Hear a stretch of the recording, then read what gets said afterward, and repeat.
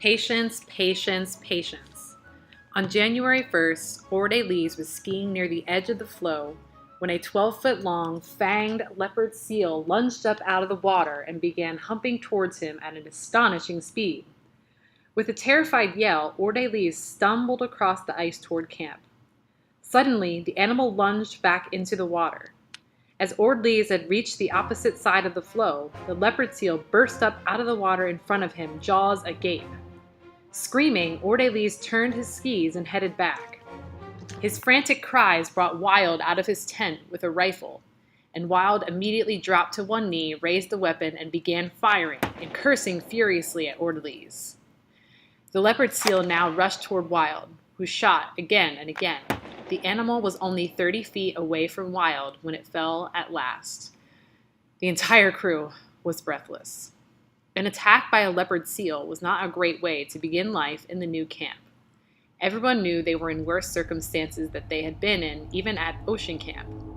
They had fewer provisions and less equipment with them. The ice was growing so soft, they often had to crawl on their hands and knees through saltwater slush, while hungry beasts that look upon men with new variety of food cruised through the dark waters just below them. And although there were seals around them for them to hunt, the men grew alarmed when the animals became harder and harder to find. Their food stores were running out. On January 13, Shackleton announced that most of the dogs would have to be killed. The dogs required a seal a day, while the whole crew could survive on one seal for several days. For the time being, the boss would spare Hurley's, Macklin's, and Greenstreet's teams in order to return to the ocean camp for supplies when conditions permitted. The other dogs were taken one by one behind a large block of ice and shot. A gale set in on the 15th, and winds of more than 70 miles per hour drove them north for 6 days. On the 21st, Worsley's astronomical observations indicated that they had crossed the Antarctic Circle. Shackleton celebrated the occasion by issuing an extra round of hot viral, powdered drink mix to all hands. Progress to the north was what they had all hoped for, and yet some of the men, especially Worsley and Macklin, remained uneasy about the boats. Worsley had little confidence that they could take to the open ocean in only 2 boats, and he pestered Shackleton every day about returning to ocean camp for the Steckham Wills. On January 22nd, Worsley climbed a hillock of ice and saw that the gale had blown them north and also compacted the ice and blown ocean camp closer to their position. Shackleton debated for days. The condition of the pack was miserable for travel, but not likely to get any better. If they were ever to retrieve the 3rd boat, they must do it sooner rather than later. Finally, at the end of the month, he decided to risk a salvage mission. Wild left Patience Camp with 18 men at 1 o'clock in the morning on February 1st. The rest of the crew waited, some of them crying from restlessness, depression, or anxiety. According to Hurley, Ocean Camp presented a forlorn appearance, resembling a deserted Alaskan mining village that had been ransacked by bandits. The men scavenged what they could, loaded the boat, and headed back. At Patience Camp, Shackleton stood watch. In a new galley made by wrapping canvas around 4 oak oars stuck upright in the snow, Green kept the hot potato cans stoked. At 11 a.m., Shackleton saw the salvage party returning, and he went out to meet them with a kettle of hot tea. Shortly after noon, the Stancomb Wills and some of the remaining stores were safely back in camp. With the exception of Macklin's team, the remaining dogs were shot. Hurley was heartbroken. I said goodbye to my faithful old leader Shakespeare with an aching heart. It seemed like murdering in cold blood a trusty pal, but alas, there was no alternative. Food was running short and the end was inevitable, for the dogs could not be taken in the boats. And now there was really nothing left to do but wait. The men suffered from a diet that consisted almost entirely of meat. Constipation and flatulence, or squeaky gut, as the men called it, made them even more uncomfortable than they already were. With no yeast, the flour they had could not be made into bread, but instead was baked into heavy, unleavened scones. On top of intestinal problems, the wind made the men's eyes water constantly, and their tears would drip down their noses and form a small icicle, which would break off, tearing a bit of skin at the same time. Dog bites and knife nicks on the men's hands were infrequently infected with seal blood, but there were no antibiotics to treat the inflammation. When the surface of the floe was firm enough, the men would exercise by marching back and forth, always on the lookout for predatory leopard seals. Some of the men were morbidly convinced that a killer whale would crash upward through their dwindling floe, tossing them all into the water and picking them off one by one. They became obsessed with the wind, its direction, its speed, its temperature. They were all miserable, cold, and completely filthy. Since the last of the soap had been saved for Green, who stood all day in the greasy smoke of the blubber stoves. They began calling their forced imprisonment the Ice Age. The games and amusements that had passed time for them on board Endurance were forgotten. No one had the heart for charades or poetry recitals or comic songs. The monotony was punctuated by meals. Between meals, they waited for the next. They read and reread their small stock of books. Watches were kept for seals, and if the ice was favorable, a hunting party would go out to kill them. Very often, there were no seals. They ate penguins when they could get them. 20 penguins cooked by the fuel of their own skins was a fair daily average, Hurley said later. Young penguins were tasty enough, much like chicken, but the older penguins were difficult to cut with a knife and almost impossible to chew. The worst thing is having to kill time, James wrote in his diary. It seems such a waste, yet there is nothing else to do. McNish wrote, "There's nothing for it but to get into our sleeping bags and smoke away the hunger."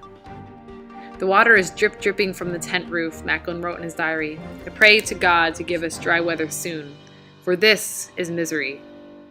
I have never seen such depression of spirits as there is in the tent.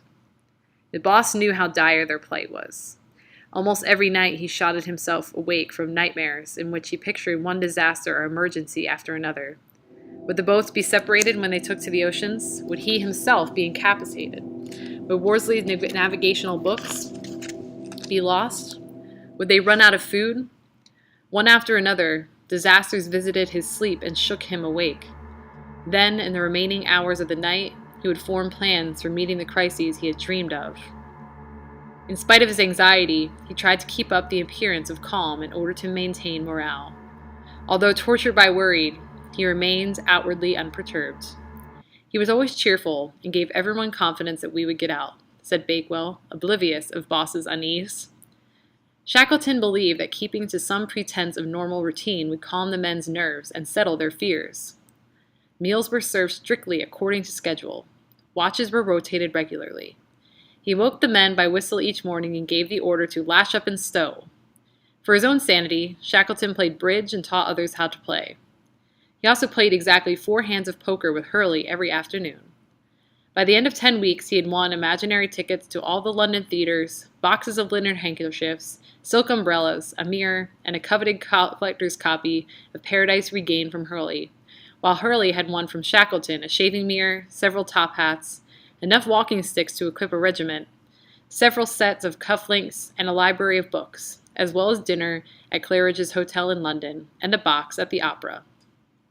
Remain calm, keep to the normal routines. Patience, patience, patience, the boss wrote in his diary.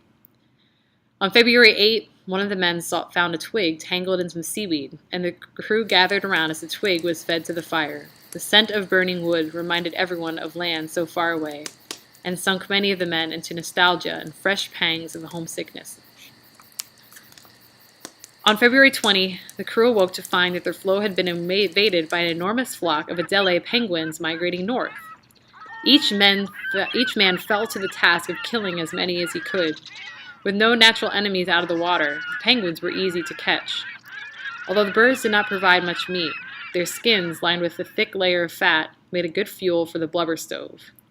Over the next 2 days, the crew had bought in more than 600 Adélies. Then the flock moved on, and the ice around Patience Camp was streaked with blood and red penguin guano. The crew continued to wait. The days dragged slowly on, growing shorter as autumn set in. The weather was gray, rainy, cold, and damp. The ice pack continued its slow, enormous revolution north to the Weddell Sea. When the blubber supply ran alarmingly low, Shackleton reduced the ration of warm drinks to 1 a day. All their hopes were now pinned on getting safely to the open ocean before the floe they camped on broke into pieces. If the pack disintegrated too soon, they would be unable to launch the boats and maneuver in the jumble of broken and grinding ice, and unable to find a floe large enough to camp on. Day passes day with very little or nothing to relieve the monotony. Greenstreet wrote in his diary on March 5th, "We take constitutionals round and round the floe, but no one can go further, as we are all, to all intents and purposes, on an island. There is practically nothing fresh to read and nothing to talk about, all topics being absolutely exhausted. The pack around looks very much as it did 4 or 5 months ago, and with the low temperature we have been getting at night, 0 and below, the open patches of water get covered with young ice, which is neither fit to go over nor would allow the passage of the boats." It was more than a year since Endurance had first become stuck in the ice. Some of the men were dangerously close to believing they would never get out of the ice at all. On March 9th, for the first time since entering the pack, the men felt the swell of the ocean slowly lift the ice under their feet. Around them, the pack was creaking and groaning rhythmically, like the breathing of an immense animal. The open ocean was 30 miles away.